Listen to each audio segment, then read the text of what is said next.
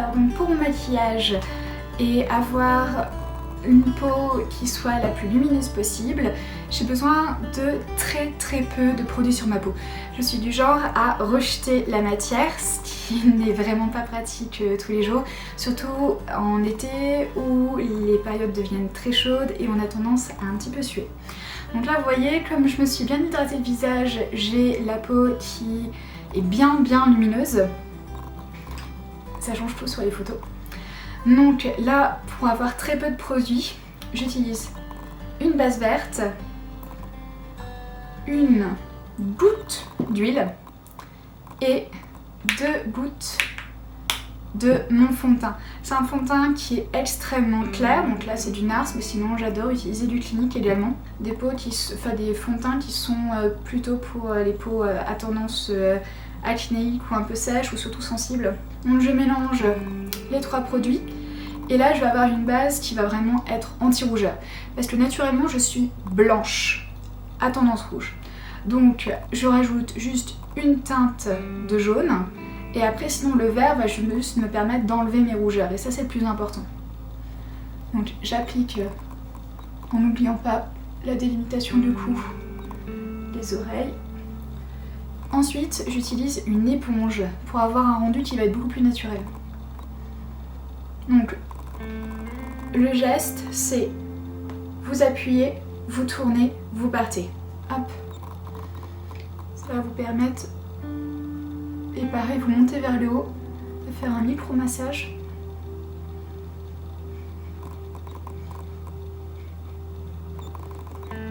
Et je trouve que le rendu est beaucoup mieux... que le produit est beaucoup mieux réparti. Depuis que j'ai perdu du poids, j'ai tendance à avoir des rides assez facilement sur le front. Donc là j'ai besoin de vraiment détendre mes sourcils et d'appliquer le produit uniformément. Et après je remonte les sourcils pour recréer mes ridules et je retapote. Comme ça j'ai pas d'excédent de produit à l'intérieur de la cerne. Et donc quand je vais faire des photos de moi, je vais pas avoir tout d'un coup la ridule qui va ressortir. Ensuite, le teint. Là, donc, je brille assez, mais pour les photos, j'aime bien avoir un rajout de lumière et surtout de mettre de la lumière à des endroits stratégiques. Donc, le bout du nez, c'est vachement important. L'arc de Cupidon, ça change tout. Mesdames, ça va vous créer une petite touche de sophistication sur votre maquillage qui va vraiment être intéressant. La pommette et surtout l'étirer, le coin de l'œil,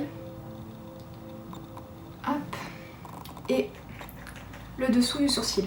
Pour les séances photo, je ne mets pas d'highlighter au niveau du front parce que la raison est vraiment très simple, c'est comme en général la lumière vient vraiment du dessus. Si vous mettez trop de d'highlighter sur la partie du front alors que vous avez bien hydraté votre peau, vous allez avoir un triangle blanc qui va être un peu plus dur à travailler en retouche. On fond bien les deux matières ensemble. L'intérêt du maquillage, c'est comme il va utiliser la chaleur de votre peau, plus vous allez le travailler, plus vous allez avoir un résultat naturel. Je n'aime pas mettre de l'anti-cerne à ce moment-là de mon maquillage parce que j'ai tendance à avoir le maquillage qui bouge, donc je préfère mettre l'anti-cerne à la fin.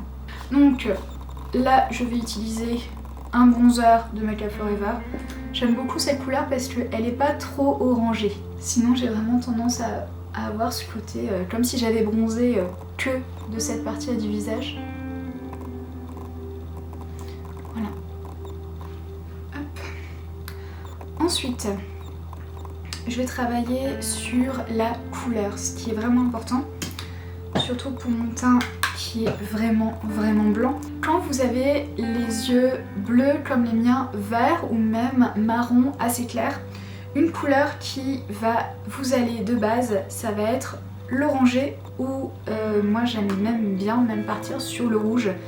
Je trouve que ça va vraiment très bien à mes yeux. Partir sur des cuivrés, sur de la lumière, sur les matières, avec un pinceau qui va être très touffu. Ça va me permettre de bien flouter le maquillage.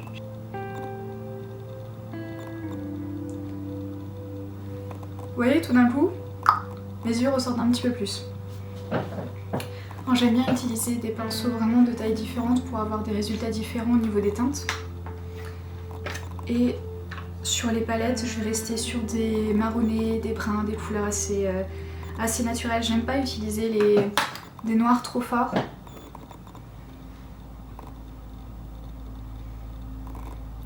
Donc j'aime bien intensifier au ras de l'œil.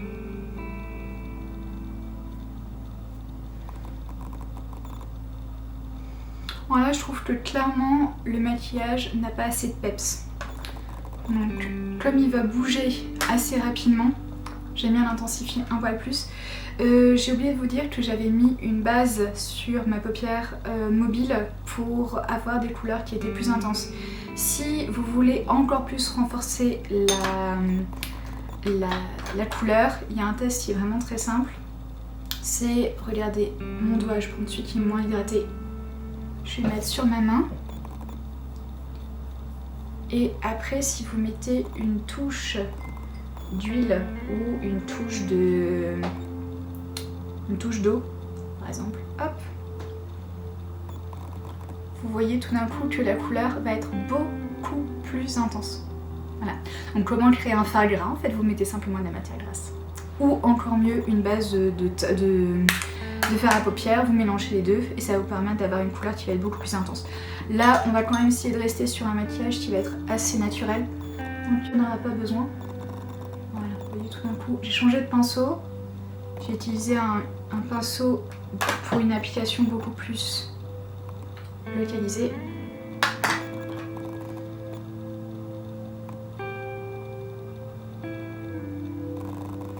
Voilà. Et là, je reprends mon pinceau touffu et je floute pour un effet vraiment naturel.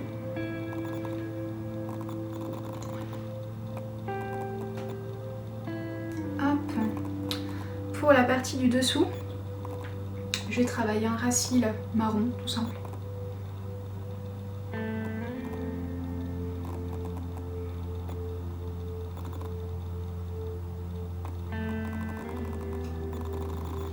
Voilà, là tout d'un coup je trouve que j'ai les yeux beaucoup plus intenses, c'est une couleur que j'aime beaucoup.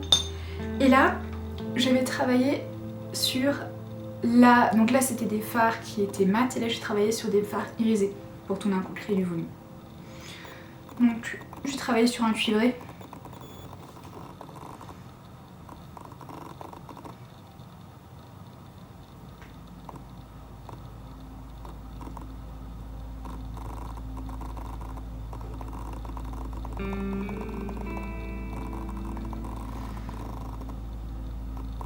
Je trouve que c'est pas mal, je vais mettre une teinte un petit peu moins chaude.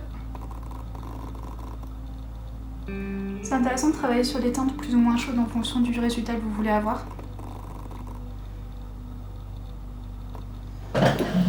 Alors là je suis d'accord, vous allez me dire waouh, on dirait un peu carnaval, c'est un peu trop coloré et par rapport à ton teint, ça fait un teint vraiment très très blanc.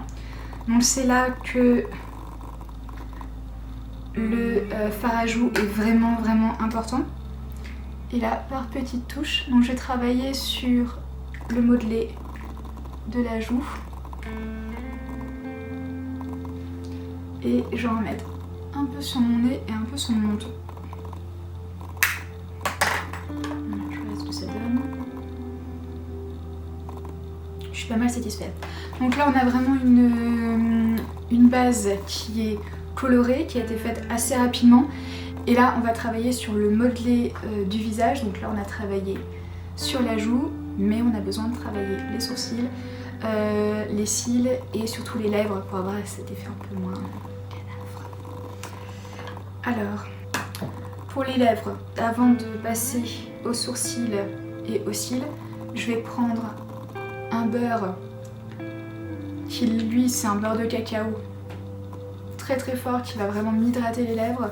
Comme ça, le temps que je travaille le reste, les lèvres vont pouvoir pomper la matière. Pour les lèvres, j'utilise une encre. Je trouve que ça dure plus longtemps dans le temps et au niveau du crayon, c'est un petit peu plus fluide. En plus là, comme je viens de mettre un petit baume, je mets tout de suite un baume avec une encre. ça va avoir un effet beaucoup plus naturel. Alors, ce qui est vraiment important là, ça va être de travailler le haut de la lèvre.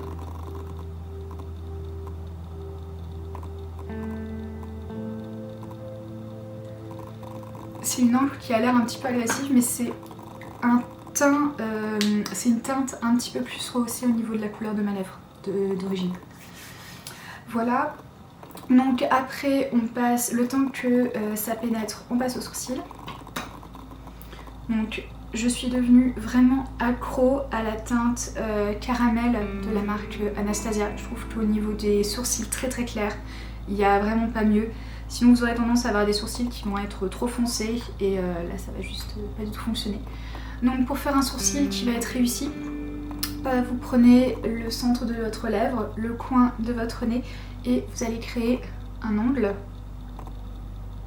Hop, et là je fais un trait. Donc je sais que le début de mon sourcil va commencer là.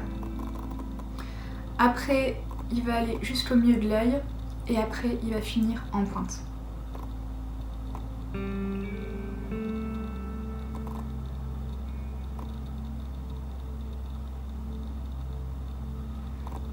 Alors comme en photo, je modifie toujours la forme de mes sourcils parce que j'ai naturellement un sourcil qui est plus haut que l'autre. C'est juste un problème de muscle de visage, on n'est pas tous symétriques.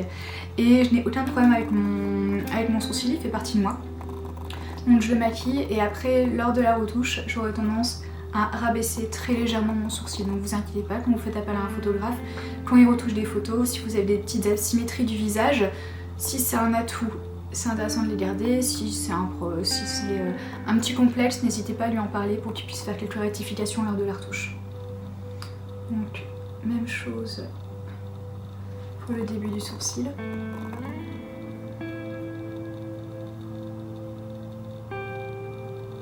Un petit peu plus de matière pour le bout.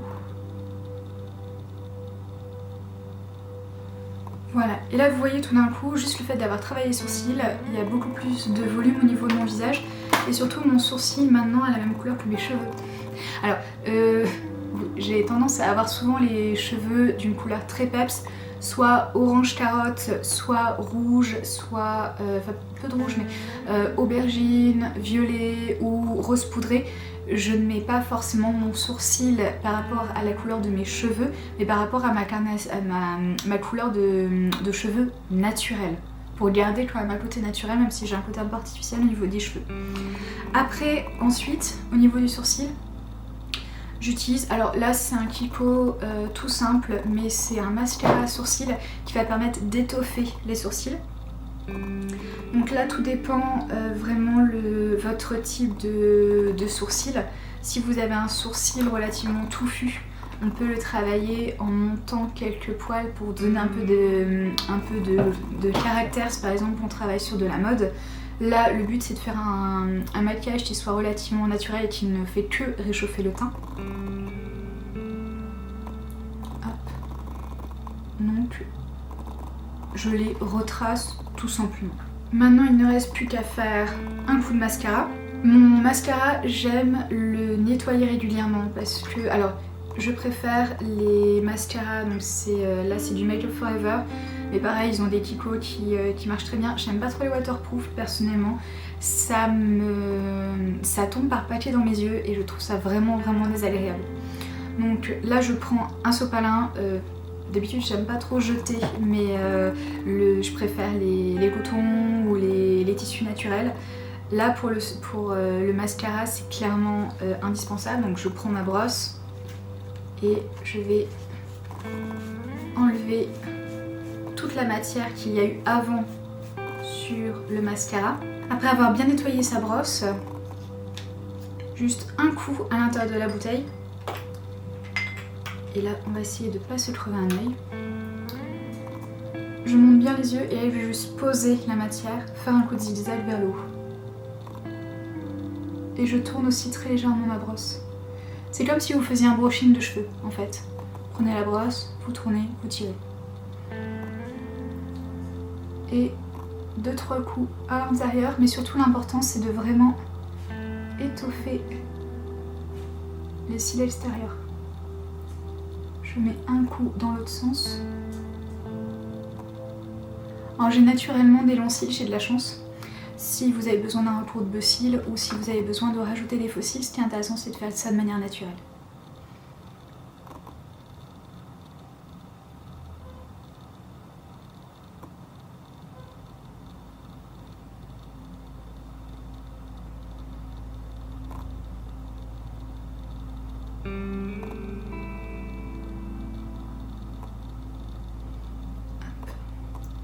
Et pour le bas, je mets juste à la racine du cil et que à l'extérieur.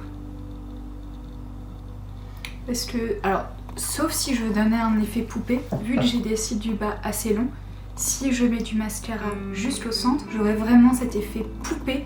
Et si par exemple vous voulez faire un maquillage un petit peu d'Halloween, vous mettez la brosse verticale et vous travaillez à l'intérieur de l'aile.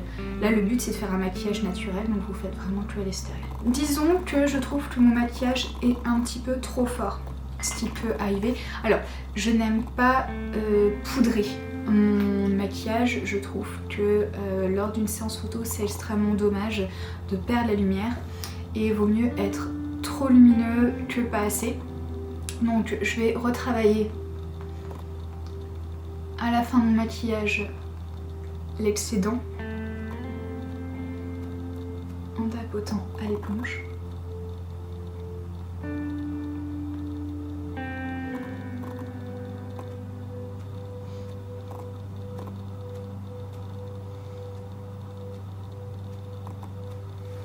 Hop.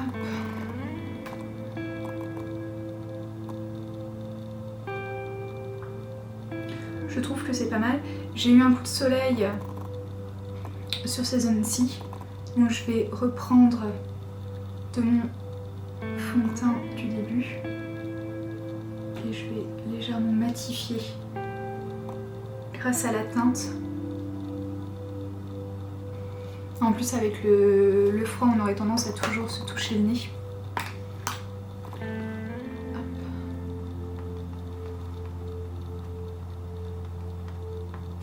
Voilà, ça me plaît beaucoup plus.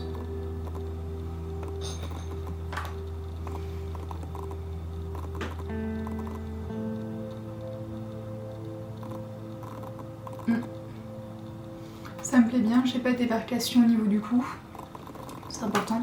Comme j'ai hydraté avant et j'ai hydraté les oreilles, si vous faites un maquillage beauté, il est intéressant aussi de mettre de l'highlighter juste au niveau de l'oreille pour créer un petit peu de volume. Et également au niveau des os, là j'ai l'impression qu'on est plutôt bon. Donc si le photographe veut après intensifier les couleurs, n'hésitez pas, enfin n'oubliez pas de rapporter votre rouge à lèvres lors de la séance photo. Là le but c'est de se maquiller avant d'aller voir un photographe, donc il y aurait de toute façon des retouches à faire. Il est intéressant de faire son maquillage, de laisser son maquillage un petit peu vivre et après de le rectifier. Donc là je vais finir avec une brume pour fixer le maquillage et on est plutôt bien. Voilà le résultat. Donc c'est sûr que c'est un maquillage qui est à voir d'un petit peu plus loin.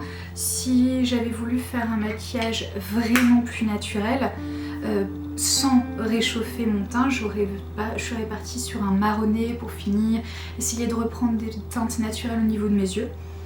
Là je suis assez contente. Voilà. J'espère que ça vous plaît. Et je vous remercie beaucoup d'avoir passé ce moment avec moi.